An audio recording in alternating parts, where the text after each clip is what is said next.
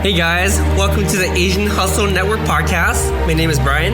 And my name is Maggie. And we interview Asian entrepreneurs around the world to amplify their voices and empower Asians to pursue their dreams and goals.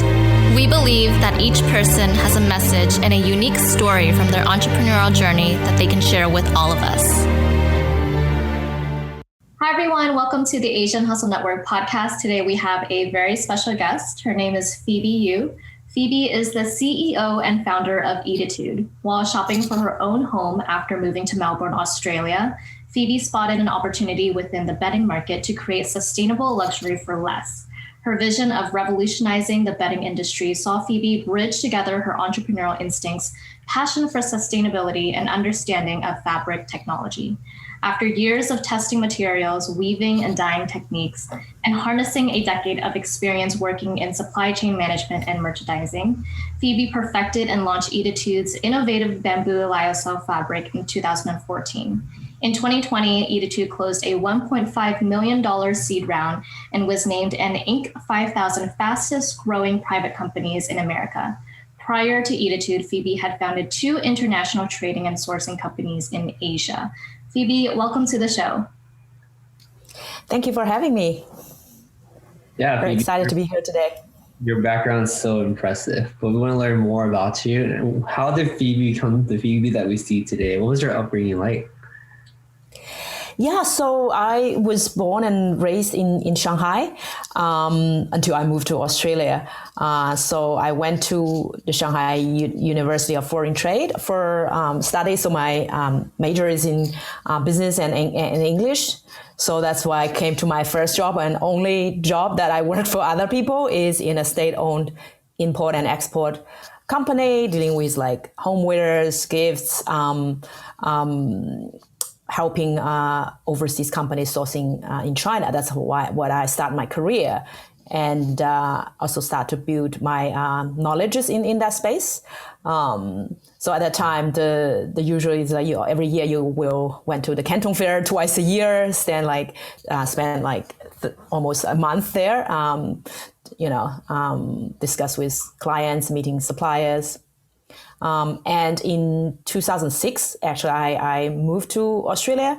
The original motivation is like many of my other Chinese friends in this import and export industry, just to get a visa that easy for travel. But at the time, having a Chinese passport for traveling, it's a little bit hassle. You have to go to every country. You need a separate visa, and that's a long and tedious and time-consuming process. But if I have an Australia PR, then it's a bit easier for traveling. That's where it started. But then when I arrived in Australia, I have to stay a few years to get that. And I fell in love with the country because it's very beautiful. There's the vast land, the nature. Like, grew up in Shanghai, I'm a city girl.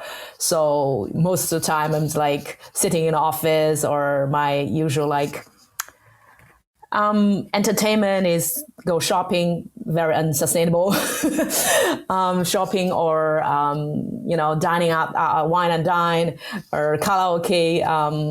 But moved to Australia, I fell in love of the outdoor activity. I tried a lot. Like, I would go hiking. My favorite is actually hiking. It's such a low impact and very healthy. Keep enough exercise. Even you don't need to make too much effort. While you enjoying the scenery, you get your exercise done.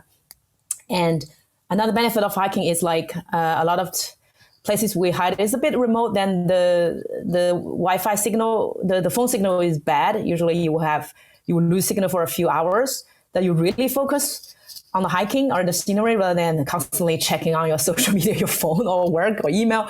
It's really very, actually, I think, zen for me. Like, I can really deplug in that a few hours. And other things like surfing, in Australia, you gotta, try surfing, even I'm not good at it at all. And horse riding or archery, just a lot of different things. And really start to question the old products I was helping the other company sourcing at a stage is like, it's doesn't seem very sustainable. And Australia also was exposed to a lot of the articles or TV or the news media start to talk about climate change and the environment issue we faced back in China. When I grew up, we didn't know. Of course, now even Chinese government or the China's population also were aware of this problem and are doing a lot of things to address that. But at the early times when I just moved to Australia, I very ignorant about this problem. You just don't know what you don't know. So definitely get a lot of education on that scientifically, and then start to thinking, as an eco-conscious consumer myself, and also have that connection in the supply chain. What can I do about it? So the idea start to brewing. It's not instantly. It took a few years for that idea actually that I start to action on it, right? So it's that a few years later that finally I then launched Ettitude. But it is at that time I start to think about it. And also when I volunteer for the Sustainable Living Festival in Melbourne, which they manage every year, they manage the biggest sustainable living festival for the whole Australia. It's like a month event. There's a lot of thing going on. So I went on go volunteer for them for over a year, and also learn a lot first about sustainability and also how the NGO works. At the beginning, I would think that's a huge festival, and except one full-time director, all their human resources or volunteers like myself. At the beginning, because back in China, I have not been a volunteer, so I was a bit skeptical how this can be pulled off. I think in like a couple months, this is a huge festival, tens of millions of people come. Is this even possible?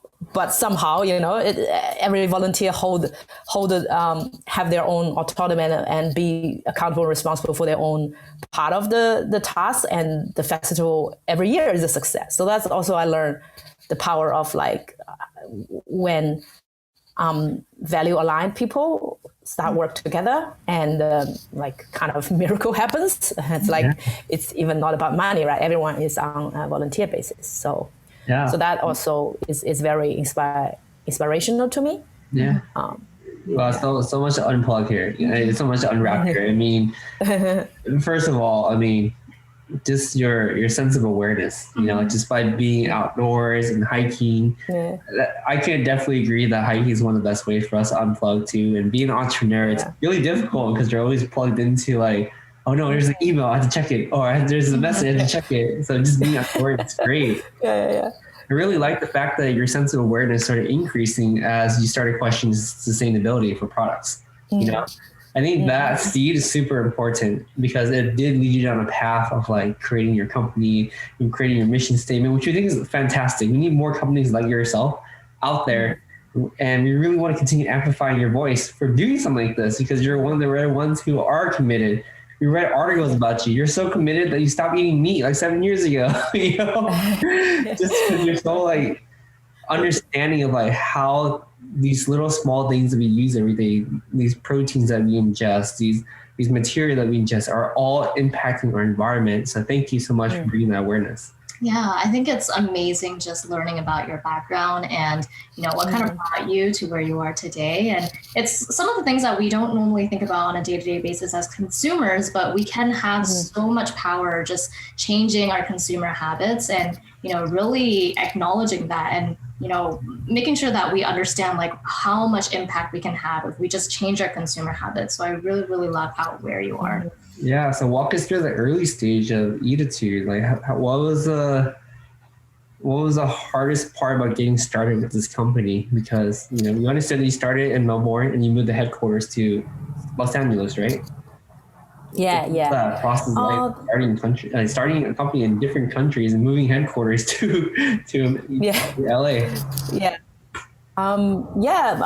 First, a lot of the entrepreneur story you heard is that from my double garage back in Melbourne. And before that, it took quite a few years to just refine the fabric. So you have to have that patience, because there's a lot of technology involved in it, a lot of test and error. It's all about just experimenting, batches and batches doesn't work, or it's too soft, not strong enough. It's soft is good, but if it's fragile, it's not good. Has to sustain off a lot of washes, product longevity, I think is also a very important part for sustainability, right? When a product lasts longer, it has a less carbon footprint. So a lot of things at the beginning, the fabric's hard to dye very dark colors because it's very smooth and silky. It's hard to take on the dark colors. So we test until we can even dye black colors. So just has to be spend time on it. And I bootstrapped it. So the savings I had from my first trading company, sourcing company, I pretty much all put in Ettitude. Or at that time, I still kind of consulting for some people sourcing in China to just get some cash to keep supporting when Ettitude is not generate enough revenue to cover the cost. And for a long time, I didn't have a salary. I might start to hire people to pay them a salary, but like I don't draw a salary. I live on my own savings, so because otherwise the company won't have enough cash to run. So that could be a hurdle for people who doesn't have saving. So like now Ettitude is already my second or third, startup. Before that, I have some savings. So that's also the initial, otherwise I might not be able to afford to bootstrap that. I have to, day one, I have to raise some money, right? So that went on for a few years. At the time, we're a small team in Melbourne. I also, of course, use all sorts of alternative, like crowdfunding to launch new product, to get additional cash to launch new product line. And also it's a way to do market research. If it's a successful campaign, that means people want it. They already put their money down. So you go on and produce it. It's a low risk. And actually those crowdfunding, especially the one run on Kickstarter, because they're mainly US-based audiences that start to help also accelerate that. Even we are at that time purely based in Australia, that we get consumers have a little bit of brand awareness in the US, that we say, oh, the US people seems also really into this. So maybe that laid the foundation of like when we get into the US market, because from day one, Ettitude, I wanted to be an international brand. I always know in Australia, though it's a great country, but there's only that much population there. So there is a market size problem there. And I also feel the more people know about this product, the more impact we can make. So it's actually a good thing. So after our US revenue grew to about 20-30% to our total revenue at that time, without any presence in the US, we have no people there, no warehouse, shipping from Australia, people still buy it. I think, okay, now it's time maybe to serious about how to get into the US. So that's why I started to try to find a business partner in the US. I also know this is a very competitive market. I might start to learn a bit how things in Australia works, the digital marketing, the e-commerce landscape. But the US is way more competitive, so I don't really think just me alone. I probably it will work very fine. So I start to hunting for a great business partner, which is later my US co-founder Kat joined, which in early 2018. So we launched the .com end of 2017, but still without any, people representative in the US, but we did got a 3PL that to put stock there that we can ship from within the US. And then soon I met Kat on AngelList. So I was like putting an ads on AngelList looking for a business partner in the US. And then she found us and I sent her a set of sheets and she fell in love with it. Also, the husband is super excited about this. So got the family approval. So this is a great product you should involve in. So we start to work, collaborate online for a few months collectively to push the US market. And then we got accepted in Accelerate in New York, the Entrepreneurial Roundtable Accelerate ERA, which is a great program. So mid of 2018, so I just fly to New York. I think when ERA say, "Hey, okay, Phoebe, you're in," I just bought air tickets and fly to the US within a week. So at that stage, so see, that's where an Australia passport is useful, that I don't need to go through the visa process, because it's within 3 months. If you only stay in 3 months, that's you don't need a visa. So I can instantly react to the opportunity because they need both founder to be present there, especially. So did 4 months. That's very extensive because every day the program is very full, a lot of training, how to refine your marketing strategy, refine your message, how to pitch, especially the pitching part, how to raise money. And so every day I get up pretty early, do the full day, and at night I kind of stay late because I still need to manage the Australian team. So manage like 2 time zones. So that 4 months, but I always know, okay, 4 months, but I cannot run like that for a year. So I can do it 4 months, but we're very aware of it. We actually took a break because there's July 4th. So that's like a public holiday. And my co-founder Kat and my husband both have birthday on that day. So we actually took a short break. Even the accelerator have a long weekend holiday. So we took a break, rest a few days and recharge and, finish the next. But I definitely think that that's really helpful for program, especially for me. I don't have a very extensive network in the US. So that really helped also a lot of the very helpful networks, investor introduction. So most of our investors on the cap table are from New York or East Coast, a lot from the ERA network. So that really helped. That's awesome. So after graduation, and we moved down to Los Angeles because we always know New York is temporary just for the program. Though Kat has been living in New York 20 years, but she planned to move down to California too, where she joined. So that's the goal at the beginning, because we know East Coast, it's just very hard to work with Australian team. It's just there's no work-life balance if we choose New York, East Coast as our headquarters to try to work with the Australian team. So West Coast is much better. So we moved down to Los Angeles November 2018. So then we start to grow the US team from then. Before we moved down, we already hired our first hire remotely in Los Angeles, set up our office in a co-working place. And then when we came down, we hired another 2. And also interestingly, at the time, during the whole accelerator, Kat is pregnant and have her first children, that year, November. So proved you can, raise kids and run a successful startup. So, and then the company start to really ramping up and grow really fast from that point on. We raised a couple of notes before that seed round, 1.5 million. So, and then until we're ready to raise a seed round. So the team from originally when I left Australia, we have 4 people plus me 5. Now we have 27, 18 in the area, 9 back in Australia. We grow the team in both offices.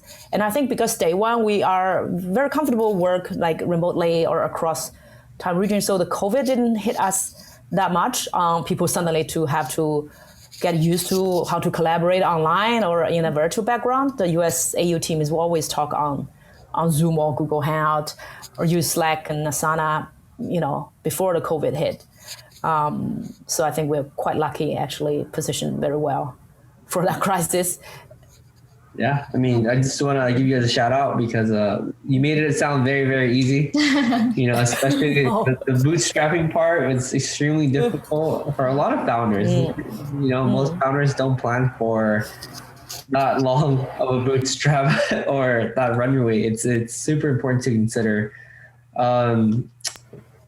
Yeah, I just wanted to say it's just so amazing just seeing your progress. And I can see why, you were able to expand in the United States, because I feel like a lot of consumers in the United States, they really want to live their values now, right? And they focus a lot on sustainability. They look into what am I actually purchasing? Is it actually going to be a good impact on the world? Yeah. And I think there's a really big market for that in the United States. And I want to know, right after you kind of moved your headquarters to the United States, were able to expand and you started, started fundraising. What was that internal process of fundraising like for you? And did you go through any challenges in the process of fundraising at that time? Yeah, I also want to highlight the challenges of being a female founder as well.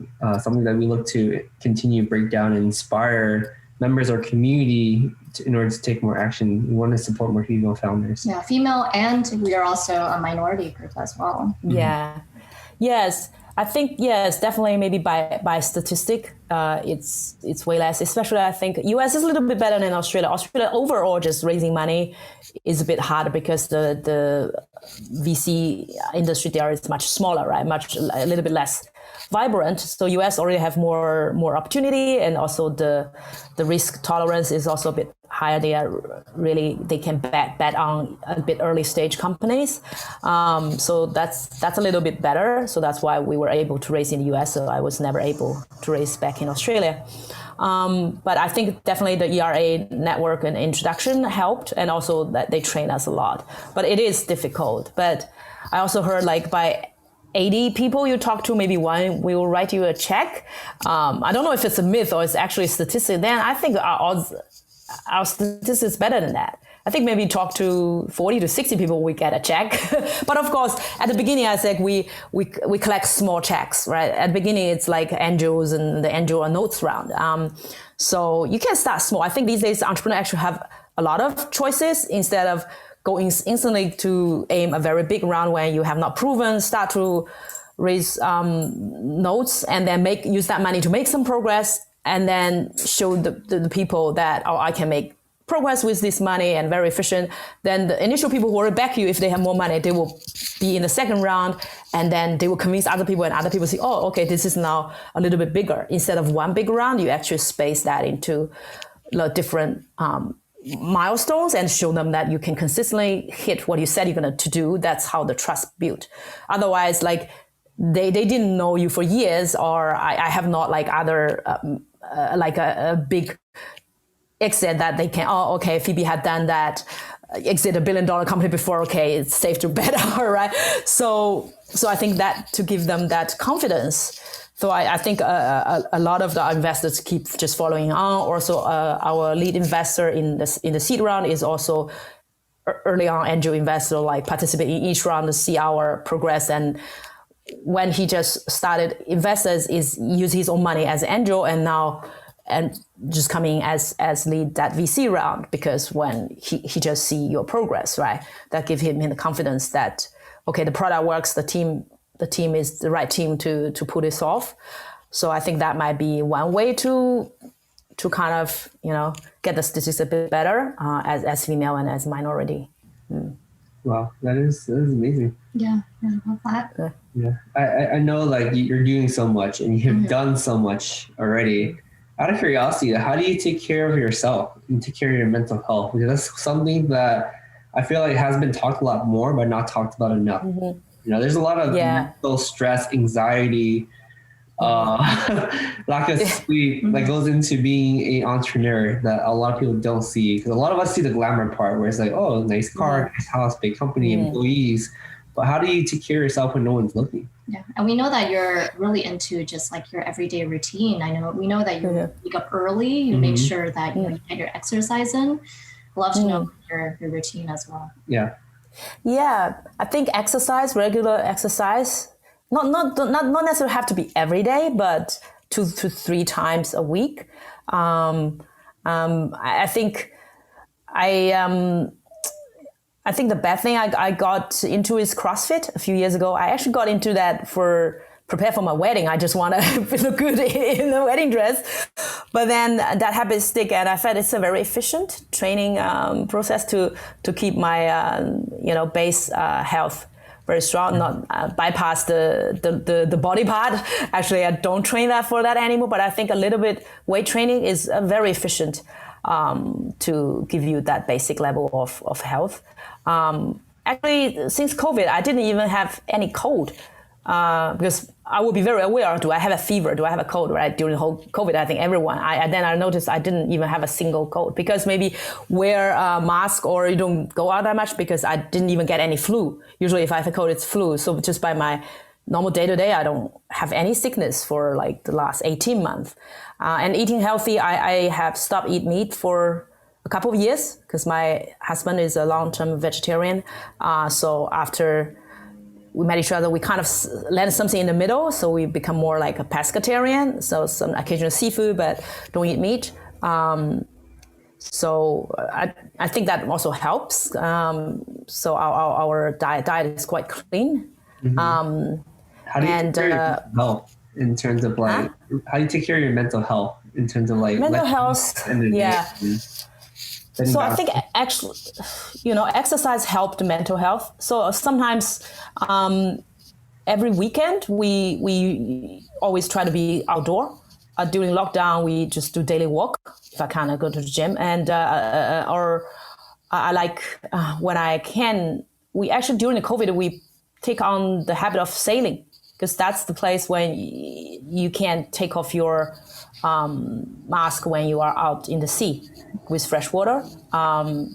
So I think during SARS, that was when I was back in Shanghai, right? I also, went through SARS. So at the time, how to keep me insane is to go play golf, though I hate golf, but it's only you go out on a green. So I think be in the green, be in a nature environment, it's really healing. So if you can, either the ocean or the greens, if you have something, if I have a backyard or go out for a walk in the woods, I think that's really recharging. And also sometimes do yoga. I have that Down Dog app. Find that also very useful. I also like that inside timer. There's a Yoga Nidra, which is help sleep. I think to sleep enough. I think running a start doesn't mean you don't sleep. You still need to. I only sometimes jeopardize sleep only if I know it's a short period of time. I will not run that deficit for a long time because that's definitely damaging your mental health if you don't have good and quality sleep. It makes such a big difference. So I have an Oura Ring to track it. So even it might be not that 100% accurate, but it gives you that baseline and also awareness. If you every day check your number, okay, last night seems not one of my great nights. Maybe today I shouldn't push too hard or have a nap. Usually I have, if I feel very tired in the afternoon, I just turn on that Yoga Nidra and just like power nap for 20 minutes. I have a hack. So before that, drink a cup of coffee, do that. And 20 minutes, you click in and you don't need an alarm to wake up. So the caffeine will wake you up. Then you feel like instantly energized to launch into work. But the reason I feel because my night sleep quality is getting better and better, I don't need that afternoon nap anymore. Like the whole day I stay quite alert or energetic, I think. So if you get that 8-hour solid sleep, that also solves a lot of mental health issue. And talking about anxiety, yes, during the COVID, that's when also we would try to close that round. We were thinking we might not be able to close the round. So that's definitely a lot of anxiety going on. And you notice in the body, at that time, I have this rash on my body. I don't know where it comes from. It's like, is it allergic or something? I think it's stress. I Googled it, of course, as you Google everything. I think it's almost like a stress rash for 1 week or 2 weeks, and then it starts to go away. So I also notice your mental health direct connect to your body, right? Your body is going to manifest that stress somehow. So should not just like let it sit in. So have to release it somehow by exercise or meditation or whatever. Just have to do something. Otherwise, your body will already warn you like something is wrong. But I think I'm also lucky. I have a very supportive husband. I think a lot of men also say, they have a supportive wife, but it's vice versa. That's a lot of emotional support here, right? Yeah, absolutely. Yeah. That's a lot. Yeah. You need to talk to someone and vent to someone when things are just going bad. And things goes bad every day. Just solve it. I love how aware you are. I think a lot of founders, they are not aware of their mental health and the fact that they need to rest sometimes and how much is too much, right? And what they need to do to continue moving forward. I do want to talk a little bit about your product. So we know that Ettitude is now using the world's first 100% organic bamboo lyocell fabric. I want to know about the process of just inventing this fabric and just like the trials and errors that you went through. Because I know that, there's so many other founders out there that are trying to like perfect their product and they go through so many iterations and trials and errors and processes of perfecting it. Talk about, the process that you went through, just trying to like perfect this. I'm sure you went through many, many different iterations of just trying to perfect the perfect fabric. Yeah. Well, I think a lot of technologies always build on former technologies, and I think at that time when I started the idea, I also noticed a lot of innovation happen in the fashion industry. They are always a bit ahead of the home textile, just being more resource or consumer demand. So the fashion industry at that time is already moving that way, and there's a lot of new and interesting new fabric possible technology was around, or factories or institutions are developing those.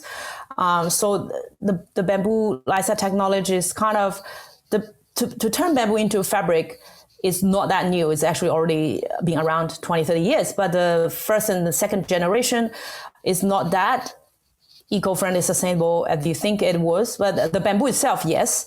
But the process, which is rayon and viscose process, is still use toxic materials that need a lot of water. So the lysa technology is kind of standing on the former technology, but they refine that process to use organic Amazon to dissolve the bamboo, so there's no harmful chemical involved, and also really refine that to turn that into a closed loop production that we recycle the water and the resolution itself within it. So it's more efficient and also much more sustainable. So last year we actually did a 3-party LCCA report analysis to just compare our production to cotton. So it kind of scientifically approved. It saved 500 times more water. So one sheet said, our sheet said, one sheet said only use 18 gallons, while a cotton one use 8,000 gallons. But a lot of the water usage of cotton is really on, you grow the cotton that need a lot of water, which bamboo rely on rainwater, which almost like none. The most water consumption, as interestingly, not in the production, because we also recycle the water in the production, it's actually come from the electricity we use, because you need a machinery to still dissolve the pulp and spun that into a fiber. And to generate electricity, you need some amount of water. So that's almost like very minimal. So we also like fully carbon neutral now. So just to see how we can just like the least impact on our product. Yeah, that's amazing. I love just learning about the science behind it and how you're continually trying to find ways to be more sustainable. Mm-hmm. I like that. Yeah. And so aside from bedding, today you also offer like sleepwear and accessories, bath towels, robes, and so many other different products. When did you decide, okay, now we should probably expand past bedding and go into all these different other products? And what was that process like when you decided to kind of expand into other products? Yeah. So the sleepwear, the PJ is really, the consumer asked for it. Mm-hmm. So the consumer write to us, your bedding is so comfortable. Sometimes they just wear the flat sheet and lounging around. I guess just want to be wrapped into that silky fabric. They say, oh, can you make that into proper PJs that we can actually wear? I think, sure. If you want it, it's just cut and sew. It's the same fabric. So that's actually really purely from the consumer demand. And then since then, it's always been popular. Especially during COVID, PJ is selling really well. Everyone want to, very comfortable, soft material and just like lounging, even work from home. And I think the bath, usually bed and bath, like it's a very natural extension. And we also be able to use the same bamboo lysa material, but in a different weaving into the towel weaving. But the yarn is pretty much the same. So it has all the benefit the bedding has. So a lot of, I think first is from what is the fiber, the fabric strength is on its softness, on its sustainability, on its healthy to your skin. There's no bad chemicals. So I think anything actually touch your skin, I think it's where the next expansion is. Like more like, that will be something around your skin that I think we can all explore. So that's what the sorting. So play on strengths, definitely. Like I would not go on, okay, how about we make a shoe? Like I know nothing about shoe, right? Or we might not even, yeah. Or let's do some furniture. No, so maybe we kind of, always kind of soft goods, we call it. If there's an industry word about it, it's like soft goods. Yeah, that's good. I love how you kind of incorporate your customers' feedback because it's so important. Yeah. I mean, so what's next for you and your company? You want to hear what the plans are for the rest of 2021 and 2022? I think the next big milestone. So I think we are very close to be a B Corp. So there's some final steps, and So hopefully that can be realized this year. And also we are finalize we want to also commit to a few of the United Nations environment goals, the UN SDG goals. There are 17 of them. We are still, we will commit to 3 to 4 of them and have a roadmap. So we are already carbon neutral. We probably want to look further how to be carbon negative. So not even just neutral, but also how to take back, or historically how much we generated. So definitely pushing more in that boundary. And this year, a big project also refine our packaging to be also more sustainable and also look good. And also keep pushing on the revenue side. So probably, launch new products, new colors. There's a lot going on. I love the ambition and I love the vision. So thank you for doing that. Yeah, we're excited to hear more from Ettitude. So I do have a question. I want to know, like, as a consumer, in your perspective, what are some habits that consumers can adopt to ensure that they're more eco-conscious and promoting sustainability? Like, if I just don't know where to start, right? But I do want to make a good impact on our environment, and I do want to promote sustainability. Do you have any tips on consumer habits that we can adopt? I think the most impact is always like consume less. It's even, our product is a bit better than conventional, but it still have an impact. If you can recycle or reuse, it's always better. So, and if you buy new products, make sure it's high quality, has a long product life cycle, or the company might figure out a way how to recycle it. So it also has minimum impact. I think it's the first step. I'm not sure if anyone can give up meat, but actually consume less meat is also that's a lot of emission there. But I love those like Beyond Meat. I think I still sometimes missing that taste. It's fine, right? We're human.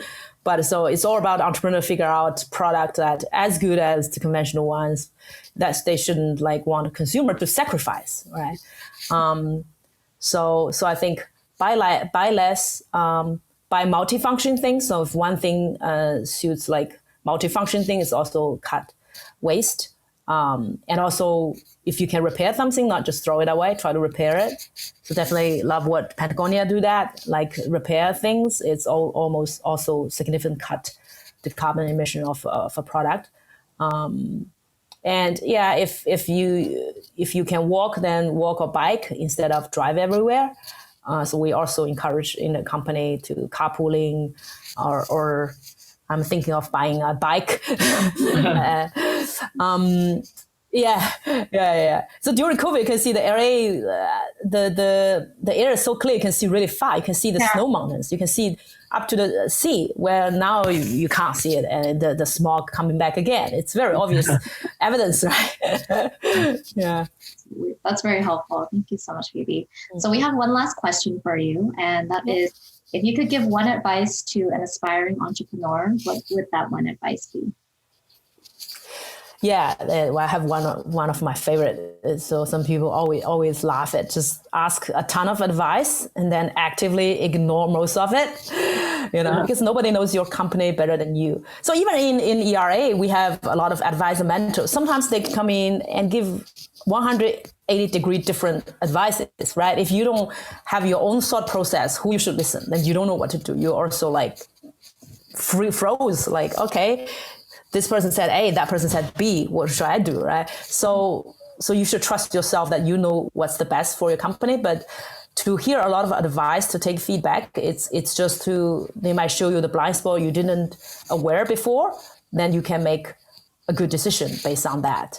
But you definitely need to make your own thinking and what's the best solution for your company at that particular moment. some advice may be correct, but not yet. Maybe 2 years down the road, what is the best solution for at that particular time for your particular company, is what people need to think about. Otherwise, like there's so many advice everywhere. Yeah, that's really helpful. Yeah, so it's like listen, but don't be overly influenced by everyone. Yeah, exactly. That's great advice. Yeah, really good advice. Where can our listeners find out more about you and Ettitude online? Yeah, well, definitely visit our website. And if you're interested in our impact report, talking about the sustainable effort and we put in, so you just look at the footer. There's a link called Impact that's linked to our last year's impact report, which is also our first impact report. We will release one each year from now on. So there's a lot of data in there. If you're interested to read, you can know a lot about our products, our internal process, our company culture. And they can always find me on LinkedIn. Happy to connect with any other entrepreneurs. Awesome. Well, thank you so much, Phoebe. It was amazing hearing your story today. Thank you so much for being on our podcast. Thank you, Phoebe. Appreciate it. Thank you for... Hey guys, we hope you enjoyed this episode. Please subscribe to the show. We would like to get to the top 10 on iTunes, so be sure to leave us a 5-star review. We release an episode every single Wednesday, so stay tuned. Thank you guys so much.